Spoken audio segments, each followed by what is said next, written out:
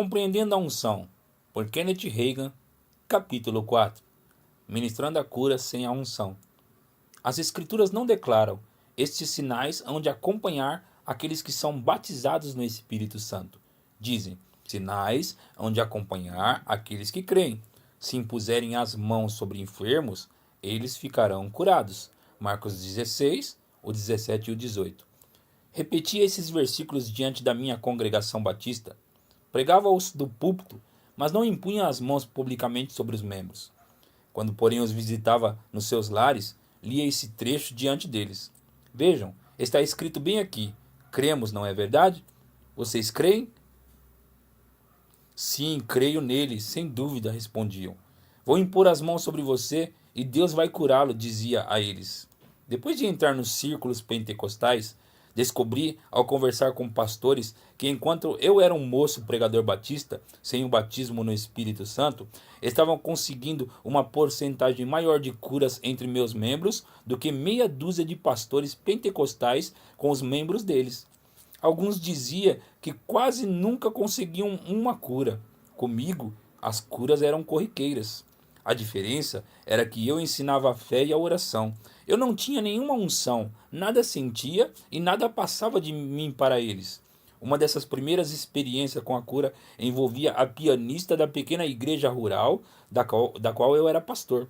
Quando ela faltou certo domingo, perguntei por ela e fui informado que ela estava no hospital e que havia uma cirurgia marcada para ela na manhã seguinte. Levantei-me muito cedo na manhã seguinte, a fim de chegar a ela antes dela receber uma anestesia que a deixaria incomunicável. Cheguei no hospital antes do raiar do sol. Li para ela as escrituras. Falei, vou orar por você. Aqui está o que a Bíblia diz.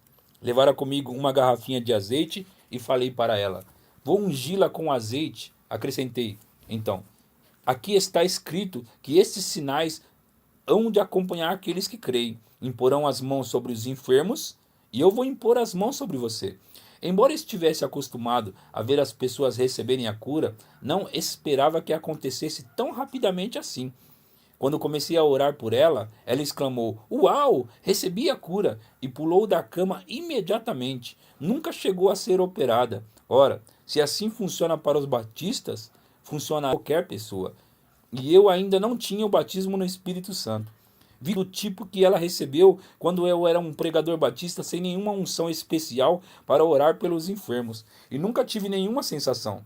Por ser batista, nem sequer sabia que deveria sentir algo. Deus, no entanto, honra sua própria palavra. Quando passei para o ministério do Evangelho pleno, não recebi nenhum novo Espírito Santo. Nenhum Espírito Santo diferente.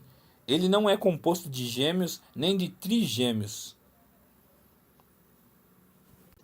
Há um só Espírito Santo, mas há variedade de unções. Na realidade, ele realiza entre nós toda a obra de Deus. Meus colegas, pastores e professores bíblicos, entre os batistas sulinos, me tinham advertido contra a convivência com o povo do Evangelho pleno. Certo mestre bíblico de grande destaque, formado num seminário batista de fama, disse, Kenneth, tenha bastante juízo entre aquela gente do Evangelho pleno. Por quê? Perguntei. Aquele falar em outras línguas é do diabo, respondeu. Eu não sabia se era ou não.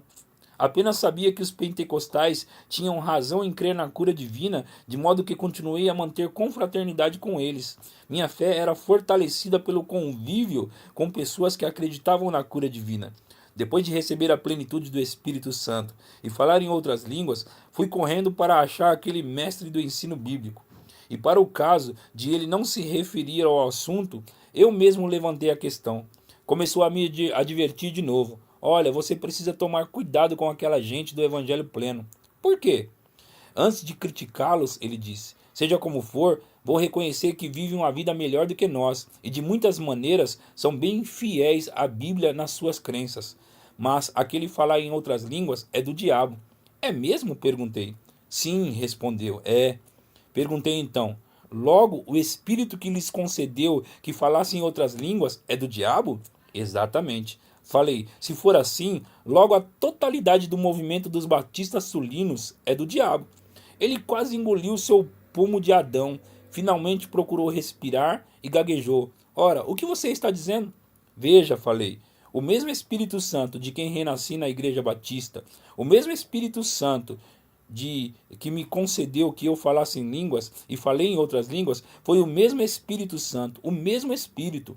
Oh, não, não, não, não fale tal coisa. Por que não? Oh, não pode ser assim. Falei, como você sabe? Simplesmente sei.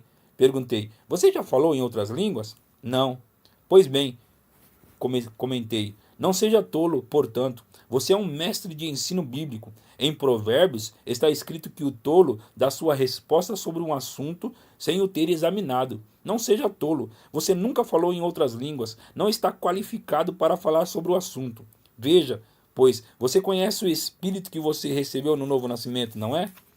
Sim, é o mesmo Espírito que recebi entre os batistas quando nasci de novo. Foi o mesmo Espírito Santo. Foi o mesmo Espírito que eu tinha durante todo esse tempo. Não recebi outro Espírito. E ele é aquele que me concedeu que falasse em outras línguas. Oh, não pode ser assim.